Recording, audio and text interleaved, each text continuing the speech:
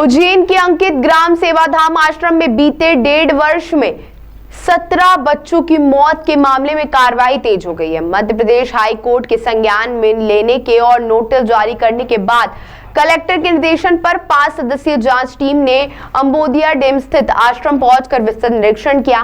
जांच दल ने आश्रम के सभी कमरों, रसोई घर, भोजन व्यवस्था और स्वास्थ्य सुविधाओं का बारीकी से अवलोकन किया। टीम ने बच्चों के रहने की स्थिति, साफ सफाई, दवाओं की उपलब्धता तथा स्टाफ को तैनाती संबंधित जानकारी भी जुटाई। आश्रम प्रबंधन और कर्मचारियों से पूछताछ कर रिकॉर्ड खंगाले गए हैं। उज्जैन के अम्बोदिया स्थित अंकित ग्राम में 17 बच्चों की मौत होने के बाद मध्य प्रदेश हाई कोर्ट के संज्ञान लेने के बाद उज्जैन कलेक्टर ने जांच टीम आश्रम भेजी। अंकित ग्राम आश्रम में 1 वर्ष पूर्व इंदौर के युग पुरुष आश्रम में 10 बच्चों की मौत होने के बाद आश्रम को बंद कर बच्चों को सेवाधाम आश्रम भेजा था। इनमें से 17 बच्चों की मौत हो गई। कोर्ट के संज्ञान के बाद उज्जैन कलेक्टर ने जांच टीम गठित की। शुक्रवार शनिवार को यह जांच टीम आश्रम पर पहुंची। जांच दल ने आश्रम के सभी कमरों, रसोई घर, भोजन व्यवस्था और को बारीकी से अवलोकन किया। टीम ने बच्चों के रहने की स्थिति, साफ सफाई, उपलब्धता तथा स्टाफ की तैनाती संबंधी जानकारी ली।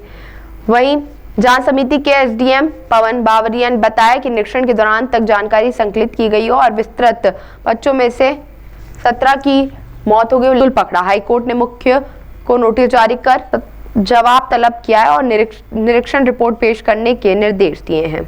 हमने सबसे प्रायोरिटी दी कि उन 86 बच्चों को जीवन कैसे बचाया जाए, जो बहुत ही क्रिटिकल नाजुक स्थिति में यहाँ आए थे। क्योंकि एक साथ 86 बच्चे बिना प्रॉपर मेडिकल रिपोर्ट के आए, संस्था युग पुरुष धाम ने उनके मेडिकल रिपोर्ट्स को दबाया, छिपाया, नहीं कराया। जो मेडिकल रिपोर्ट आई वो युग पुरुष धाम अस्पताल की थी।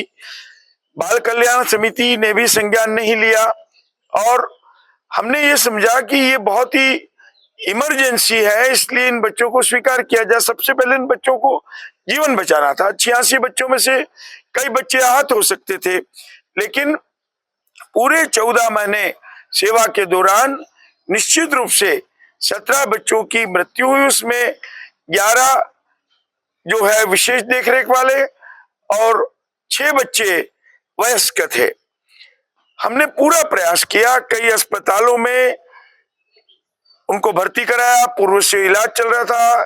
टीबी पेशेंट थे, मिर्गी पेशेंट थे, उनके लंग्स खराब थे, परसेवा पर निर्भर थे, बिस्तरग्रस्त थे, एमआर थे, सीपी थे, विविध प्रकार के संक्रामक रोगों के साथ बीमार होकर क्रिटिकल कंडीशन में थे। खा नहीं सकते, पी नहीं सकते, बोल नहीं सकते, सुन नहीं सकते, चल नहीं सकते, बैठ नहीं सकते।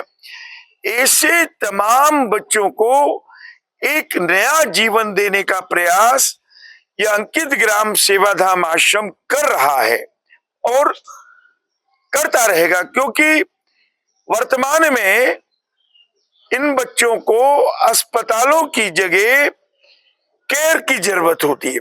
अभी कितने बच्चे, इसमें 17 बच्चों की मौत के बाद आपके आश्रम में कितने बच्चे हैं और उनकी 41 बेटियां हैं, 26 बेटे हैं, एक का पुनर्वास हो गया और एक बिना कहे चला गया। कुल मिला के जो बच्चे हैं, इनमें कई बच्चे बहुत अच्छी कंडीशन में पहुंच गए। उनको हमने बहुत जितना बेटर से बेटर उनका पौष्टिक आहार, देख रेख व्यवस्था सब कुछ करी और जिला अस्पताल से प्रति सप्ताह डॉक्टर आते हैं। डॉक्टरों की देख रेख संरक्षण में ये काम होता है, लेकिन फिर भी बहुत चुनौती भरा काम है। जो बिस्तर पर है, टीबी पेशेंट है, मल्टीपल डिसेबल्ड है, पर सेवा पर निर्भर है, ऐसे बच्चों के लिए कुछ भी कहना मुश्किल है कि कब क्या उनकी क्रिटिकल अवस्था हो जाए। आप आपके आश्रम के माध्यम से सेवा करते हैं, फिर भी क्यों बार बार इस प्रकार के आरोप लगते हैं? और चूंकि इस बार तो मामला कोर्ट तक चला गया। देखिए, बार बार आरोप लगते हैं। जब मरणासन स्थिति में बच्चे आएंगे, एकदम खराब हालत में बच्चे आएंगे, जिन बच्चों में जीवन नहीं होगा, और हम तो लिख कर भी देते हैं जीवन नहीं है, क्या करेंगे? जब मरणासन स्थिति में बेड रिडन बच्चे आएंगे तो निश्चित रूप से उन बच्चों को जीवन मैं तो नहीं दे सकता हूं, सेवा ही कर सकते हम। और परसेवा पर निर्भर बच्चे होते हैं। आज उनकी देखरेख अगर अच्छी नहीं होती तो उनमें से 50 से ज्यादा बच्चों की मौत हो सकती होती। आज हमने कितने बच्चों का जीवन बचाया वो भी देखिए आप। अभी कोर्ट का पूरा मामला संज्ञान में आने के बाद कौन कौन सी जांच टीमें अभी तक यहाँ पर आई हैं? देखिए, जिला कलेक्टर महोदय के माध्यम से और अन्य कई जांच टीमें आई है और इस विषय में जांच जो भी टीम आती है हम पूर्ण रूप से सहयोग करते हैं और करते रहेंगे। जो भी जानकारियां हमसे मांगी जाती है वो सभी जानकारी हम देंगे। आप इतना बड़ा सेवा का काम कर रहे हैं, इतने बच्चों को पालना, इतने बच्चों का देखरेख करना, उनका इलाज करवा, किस तरह से ये सब चल पाता है? किनका सहयोग रहता है? देखिए, मुख्य रूप से जन सहयोग से ही ये आश्रम चलता है। अभी भी महिला बाल विकास विभाग ने अनुदान के लिए प्रस्ताव मांगा, हमने लिखकर दे दिया, हमें नहीं चाहिए। चाहे हम लोगों से एक एक पैसा मांग के लेंगे, लेकिन हम इसको जन भागीदारी से चलाना चाहते हैं ताकि लंबे समय तक लोग जुड़े और इसको चलाए। कोई आटा दाल चावल देता है, कोई दूध में सहयोग कर सकता है, किसी भी प्रकार से कर सकता है, पर हम कोशिश हमारी यह है ये जन सहयोग से चले।